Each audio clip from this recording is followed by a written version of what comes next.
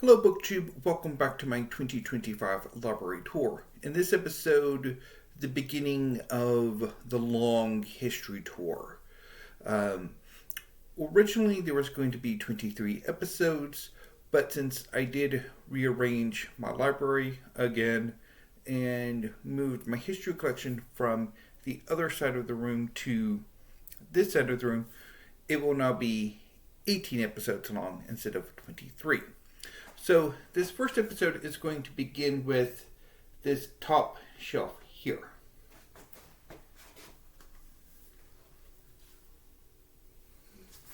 So, the first book is The World by Simon Sebag Montefiore. This is a massive global history that came out about 2 years ago. And I have been hemming and hawing about when to read it ever since I added it to my collection.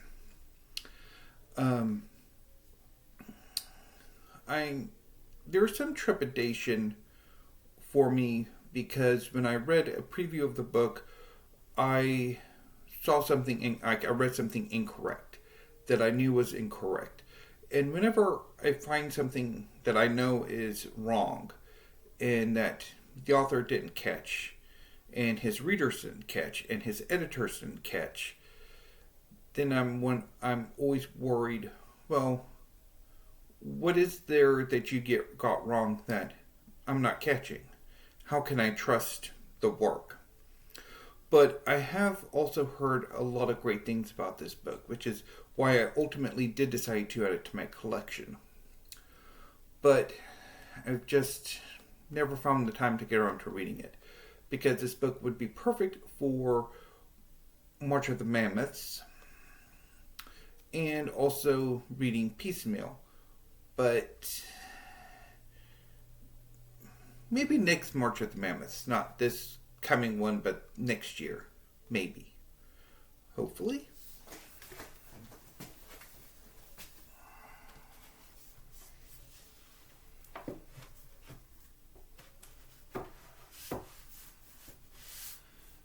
So the next book is also something of a history of the world.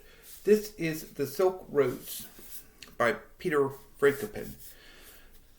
So this is a global history that focuses on means of trade and communication. So avenues of trade and communication. So hence the Silk Roads.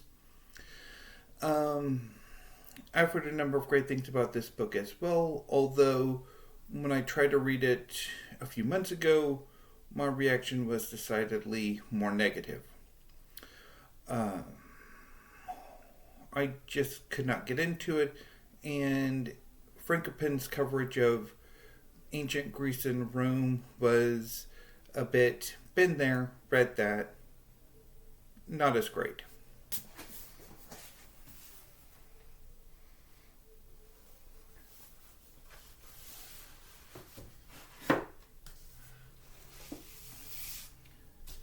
The next book is another candidate for March of the Mammoths. This is The Soviet Century by Karl Schloegel, translated by Rodney Livingstone. It would be nice sometimes if the translator was on the cover, but oh well. So this is a weird history of the Soviet Union, looking at it from various sort of cultural ephemera. This was highly praised here on BookTube for those who read a lot of history, although I didn't get into it. I've been toying with attempting at Bell Redemption for a while, but never come to pass.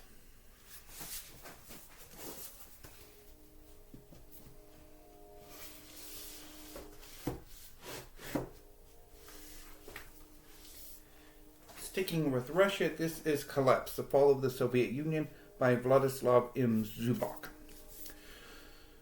So for the foreseeable future, this will be the definitive look at the dissolution of the Union of Soviet Socialist Republics. This came out a few years ago, was a finalist for the Kundal History Prize, which is why I picked it up. And I've tried to read this book several times and just have not succeeded at all.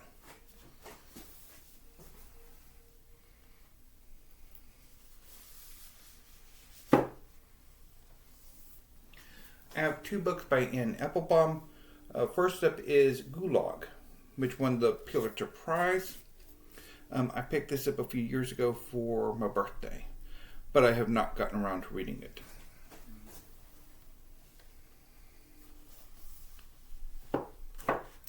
I have read Iron Curtain by Anne Applebaum. So this is the story of how the Eastern Europe got their communist regimes in the aftermath of World War II.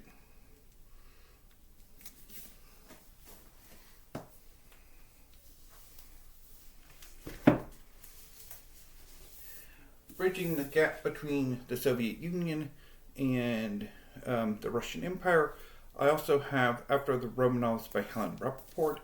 This is about Russian exiles and how they try to earn a living. Have not gotten around to this book yet. And going more firmly into Russian history, this is The Romanovs by Simon Sebag Montefiore. This is about the Romanov dynasty, the final dynasty of the Russian Empire. Have not gotten around to it yet. I also have a number of biographies of Russian emperors. Starting with Peter the Great by Robert K. Massey. I have not gotten around to this one yet, although I have tried the other two biographies of Russian emperors and empresses that Robert K. Massey has written, although I did not get on with either one. Starting with Catherine the Great. I thought the writing was just a little bit too something. I guess it's maybe a case where I've heard a lot of great things about Massey's work, and actually reading it, I'm like, is that it? Is that it?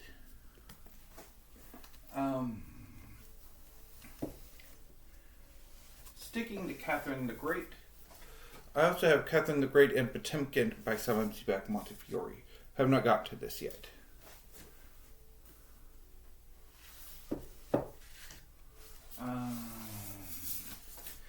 This is Nicholas and Alexandra by Robert K. Massey. So I did try this one a few months ago, and it didn't impress me either. I bailed fairly quickly. It's just maybe Robert K. Massey's not for me, and hopefully there are other better, or at least for me, biographies of Russian czars, tsarinas, emperors, and empresses. So the next two books are about the end of the Cold War and its aftermath. First up is Post-Wall, Post-Square by Christina Spohr. This is the history of the end of the communist regimes in Eastern Europe, the collapse of the Berlin Wall, and German reunification, as well as the Tiananmen Square protests in China and the ultimate dissolution of the Soviet Union. I read this in 2020, shortly after it came out, and really enjoyed it. It's one of those books that really turned me on to reading history for its own thing, rather than just as a source of inspiration. So yeah, I really enjoyed it. I had a lot more trouble with Not 1 Inch by Emmy Sarraute. So this is a history of the post-Cold War, looking at sort of the end of the Soviet Union, reunification of Germany, and sort of NATO expansion into Eastern Europe, and how that expansion threatened or caused concerns in Russia, and perhaps led to the current state of affairs between the United States and its allies and Russia. I've tried this book several times and I've not gotten it. Just have never managed to get into it. It's a little too technical for me, I think. And this book was one of the was on the short list for the Kindle History Prize several years ago. There was one year where I pretty much collected the whole of the short list. I read about half of it, bailed on the other half, and this was one of those that were the half that I bailed on.